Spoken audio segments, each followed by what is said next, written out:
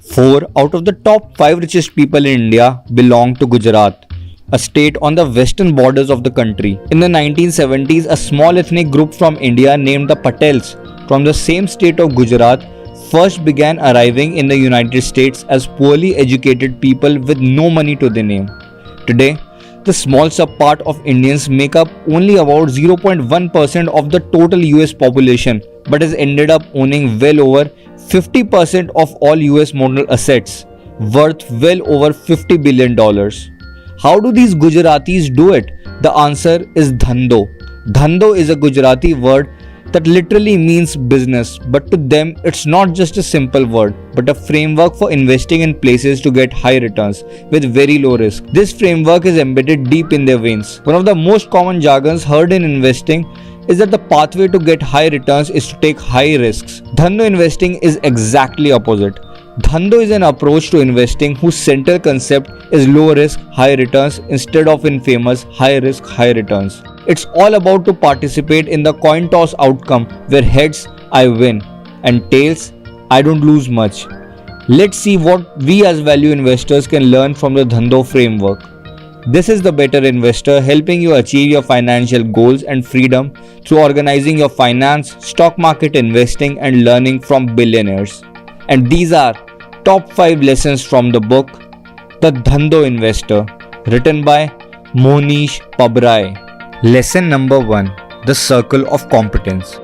We as human beings cannot know everything about everything, but we surely have fair amount of knowledge regarding few things. No one knows this better than Gujaratis. They only step foot in the business about which they have knowledge about. If a business opportunity knocks on their door that they do not understand, they give it a pass. There is no shame. Rahul Dravid, a veteran cricket batsman, has highest of the batting averages.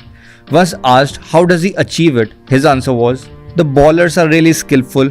He really does not understand how can he strike every ball that is thrown at him by these highly skilled bowlers. Thus, he gives those balls a pass. But when, once and many times, a loose ball presents itself to him about which he is sure he can strike, that is the only time he strikes it.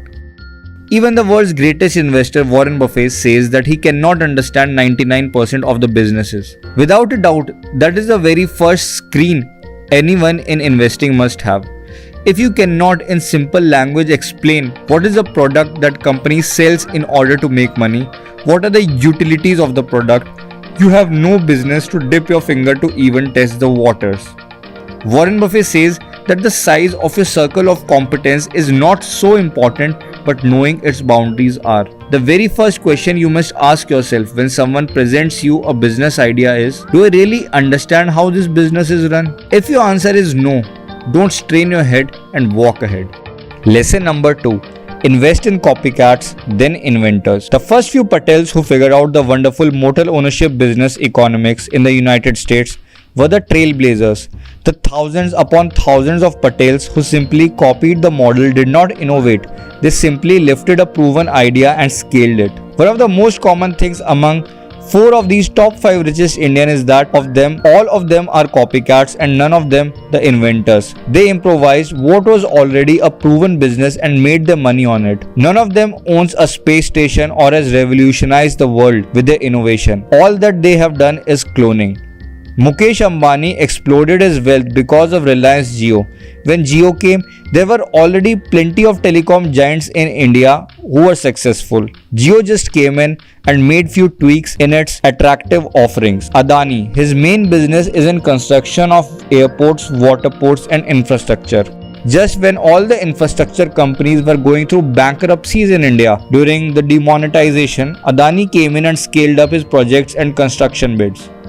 Uday Kotak, CEO of Kotak Mahindra Bank. Kotak Mahindra Bank was before a brokerage firm dealing in selling and buying shares.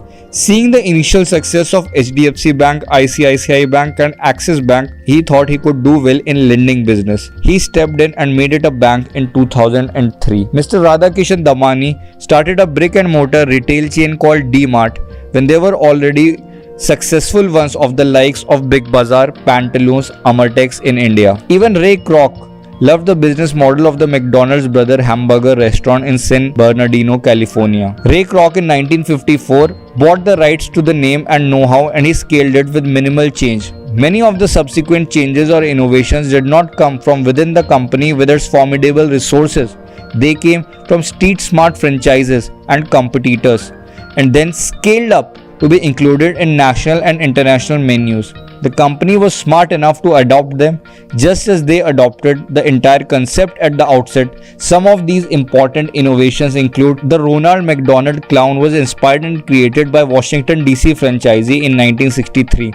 The Filet-O-Fish was developed by Cincinnati franchisee in 1963. The Big Mac was developed by Pittsburgh franchisee in 1968.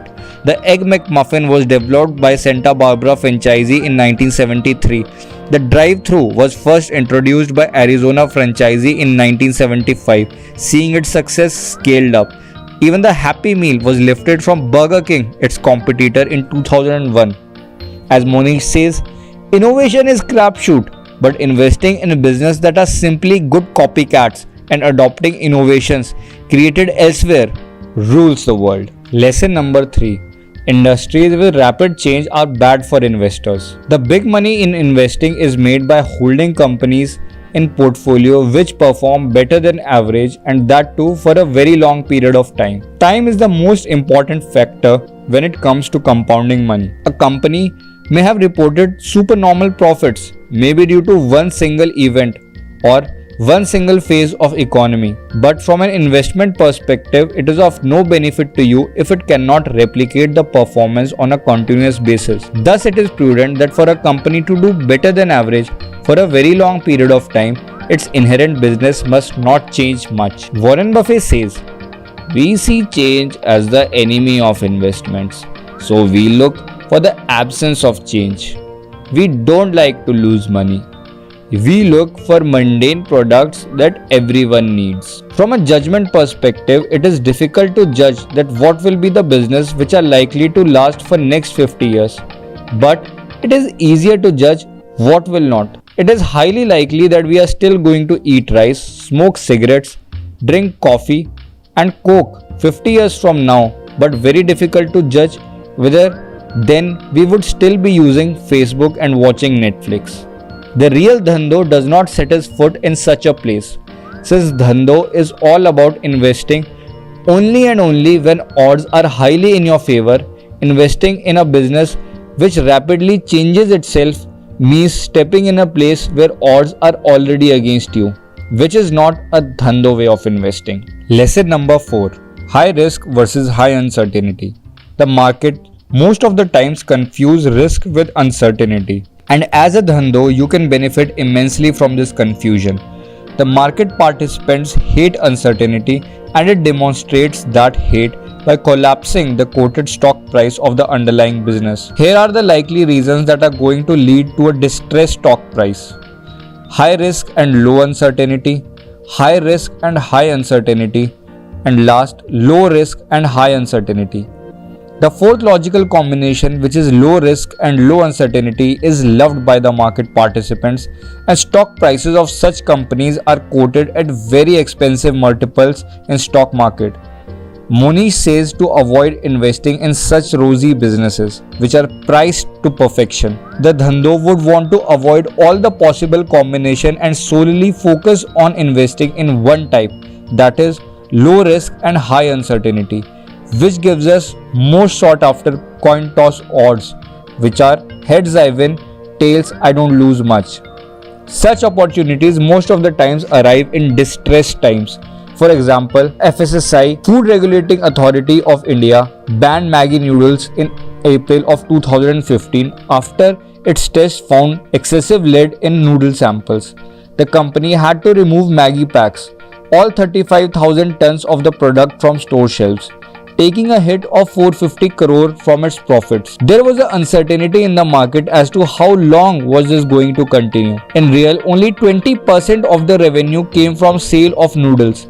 Worst come worst, the noodles brand would shut and Nestle would take a hit of 20% on its revenues. But in a sane mind, it was easy to assume that even if the court banned the noodles a little longer and the accusations were true, They would just reduce the lead content and continue with the daily operation. In reality, the uncertainty as to how long this dispute is going to take to resolve and how long will it affect the profits of the company and such things led the market participants to exit and stock price to tank. In reality, there was no risk involved in this trade. Sooner or later, the Maggi would be back in shelf with their low lead noodles and things would go on normally. These are the situations that Dhando sees. In 2014, the telecom players in India were having a cutthroat competition before Reliance Jio stepped in with their revolutionary, extremely cheap internet plans. There was high uncertainty in the mind of Mukesh Ambani, the owner, if their operations would succeed and will people would be willing to switch to their telecom services. Worst come worst, Jio would lose all the money and be just like any other telecom company having no growth in their revenues. Even considering that scenario, Reliance's most of the revenues were coming from petrochemical business and almost nothing from telecom. Even if telecom operations failed and went bust, Jio could go back and focus on the petrochem business which was already profitable. Heads, Reliance wins. Tails, Reliance does not lose much. Lesson number 5. Few bets, better bets, bigger bets. Since the low risk, high uncertainty Dhando situations are very few and show up occasionally, this Monish says few bets. It is not a Dhando way of investing to be part of every party in the town. Only when such a situation shows up, he would stake his money. Rest of the time, Dhando would just be searching for them. Better bets means choosing only those bets which have a favorable outcome to you of heads I win and tails I don't lose much. Thus it is prudent that when putting our money into these highly favorable outcome situation, we invest big amount of money. If we invest too little, then that would hardly move the needle. Investing is almost like gambling. There is hardly an opportunity where you have 100% chances of an outcome to happen. The chances of you losing can be as low as 10%, but these would always be there. Thus, a Dhando does not put every penny of his wealth depending on one outcome. Because of that unfortunate 10% happens, he would not survive. But the Dhando definitely put a sizable amount of capital when he finds such situation where the downside is very less as compared to the upside. More on this is in takeaway number 5 from my last video on concentrated investing, which you can check out. All the great Dhando investors and all the wealthiest people who created their fortune have done it because of a very few ultra successful investments. Warren Buffett made it through American Express and Coke. Rakesh Jhunjhunwala made it through Titan and CRISIL. Bill Gates through Microsoft and Disney. Lakshmi Nivas Mittal through his operations in steel industry. Vijay Kedia through Atul Auto and Sudarshan Chemicals. These people would not have been where they are had they not capitalized big on the best of their ideas. Let's have a quick recap. The Dhando investor only invests in simple, well-understood businesses. That requirement alone eliminates 99% of possible investment opportunities. We must remain squarely in our circle of competence and not even be aware of all the noise outside the circle. Within the circle, read pertinent books, publications, company reports, industry periodicals, and so on. Copycats do not depend on one single outstanding idea to drive their business. They just go on to improvise an already well-established idea, product and then scale it up. While inventions, when done right, give huge payoff to those who invest in them early, but the risk of completely going bust is very high, which is not where Dhando wants to invest. Dhando would invest in business that is good at copying and improvising an existing business than to put his money in copycats. Wealth creation involves consistent outperformance for a long period of time. For a business to do well for a very long, it must be an industry where the rate of change is very slow or not at all rather than rapid. Market most of the time confuse situation of high uncertainty as high risk and smashes the stock price of such businesses. This is the best time for Dhando to step in and benefit from the behavior of the market participants. Dhando would look for opportunities of low risk but high uncertainty. When an opportunity comes to where the coin toss odds in our investing are heads I win, tails I don't lose much, you must not invest a small amount which barely moves the needle for your wealth, but invest big amount But treat this with caution. No investment opportunity has 100% chances of success rate. Thus, one can never put all its money in just one investment idea. The amount of money you invest in a business must be directly proportional to probability of its success. That's it guys. If you liked the video, please like, share and subscribe. You can check out my past video on concentrated investing, which is a good read. I will come again with a summary of another investing book soon. Until then, cheers guys.